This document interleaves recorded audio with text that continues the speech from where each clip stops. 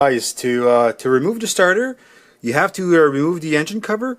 There's 3 bolts. I already removed them. There's one in the front, one in the side right here, and one is here, and one is one in the front, one here, and where. This one is pretty tricky, but that's okay. After you remove them all, this comes off. It may need a little tug because it may be all rusted. Okay, so now you see the engine. Okay, to remove the starter, hold on a second. I already. Okay, so I'll get better lighting. Okay, there's like 4 screws holding it in. First, you have to remove. You have to remove the oil dipstick, which goes right in here. As you can see, it's screwed in. So you gently unscrew it, then you can remove it. And also, what you need to do is disconnect the power. The power cable goes right here. You just disconnect. This goes directly to the battery.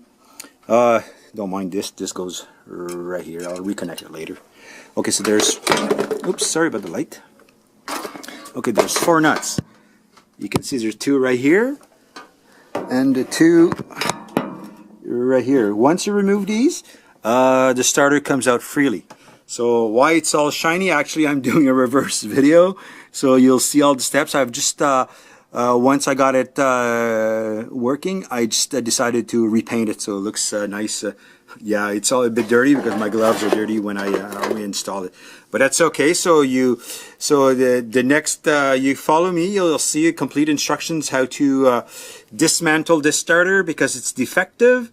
I found out why, because the previous owner told me that the solenoid switch was defective. What I did is I hooked the battery. The solenoid switch is right underneath here. I took a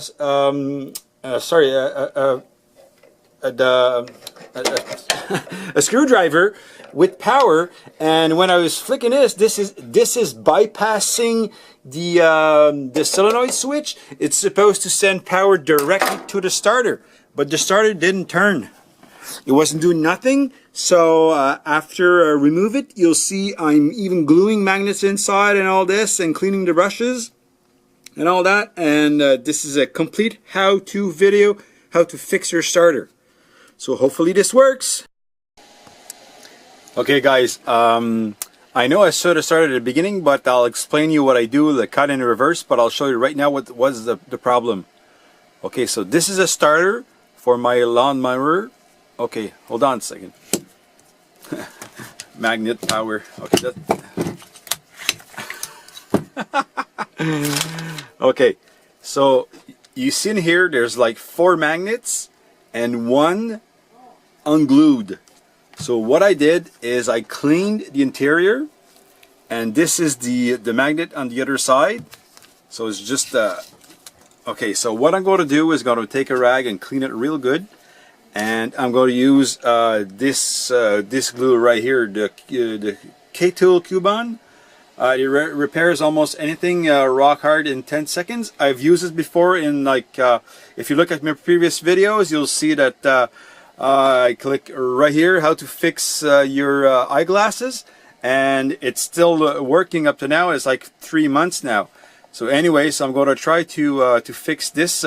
The starter, you could see it's all disassembled, but what I'll do is I'll do like a reversed video, and you understand how to dismantle it, because once you've dismantled one starter, it doesn't really change from car to car, from engine to engine.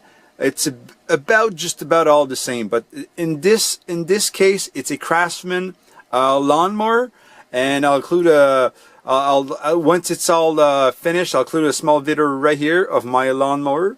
Anyways, so this is the starter itself. This is the stator. It's a good idea. I'm almost done. I'm taking a sandpaper, and I turn it around. Okay, hold on a second. Okay, so I put it like this. Okay, so you understand. Then I hold it with my hand down firmly, like this, and with my other end, I turn it around a few turns slowly and evenly. So I try to apply even pressure, so that it cleans off the all the edges right here. And as for these guys, see, they're all crooked everywhere.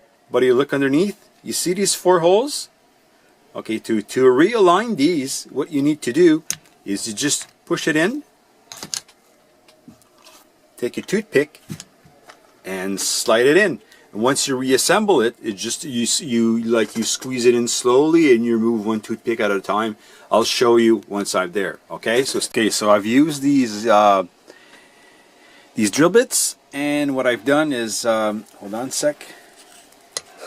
So I'll turn it aside so you'll see easier.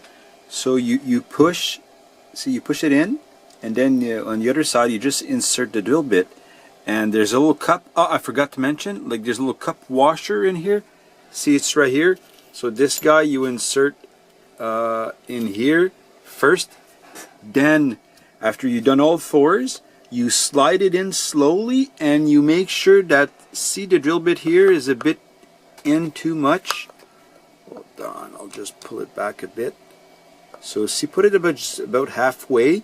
So it's going to sit in halfway here. Then you're going to be able to remove these little guys, and it's going to sit in properly, and just wiggle it inside just a bit. So you get, so this is very easy. So just make sure that you don't lose any hold on a sec, of these little guys, because this guy, I lost it.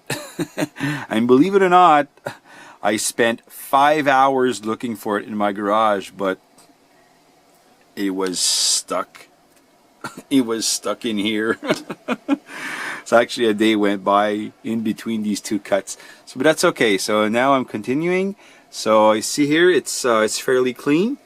And also with these little guys, the 4 installed, it's going to slide in and I've glued it also with the Cubon. I've used this little guy here. It's used for aluminum and metal surfaces. So what I've done is it was all clean. So I lined it up, and now it's in rock solid. So I've put, you can see all around right here, and you can see a bit of the dust because it's in 2 parts.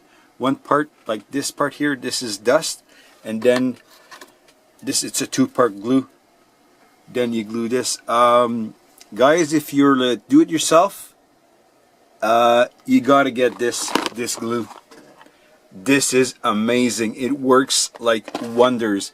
It's a bit tricky to use. You'll see it the first time practice on unwanted items, or because you can see it is rock solid in 5 seconds. So make sure that your piece, what I do is I put the powder like in between the 2 surfaces very gently, and then I set it in place, and then I put the little dab glue all around, and that way, that's the easiest way that I found to set it in place, because you can't mix the 2 together. Never do this, because it's going to be rock solid in, like it says on the box right here, 10 seconds. It's maybe like more like 5 seconds. So this is like the step 1, and then this is the step 2. But once you get the hang of it, like I think this is like the 5th time I've been using this glue, the 5th project. So I think like this is like I'm starting to get the hang of it. So anyways, down to this. Okay guys, so I'm ready for the test. It's sat for a whole day, so the glue is very dry. So it's in my vise, very tight here. So because there's lots of power in this. This is negative. This is the power. Okay, I got on a battery. Look, the cable right here. Okay, I got it on a battery right here. Okay, so hold on a second. I'll just show you. Alright, so you're ready? This is the positive. I'll step back a bit because the sparks may fly.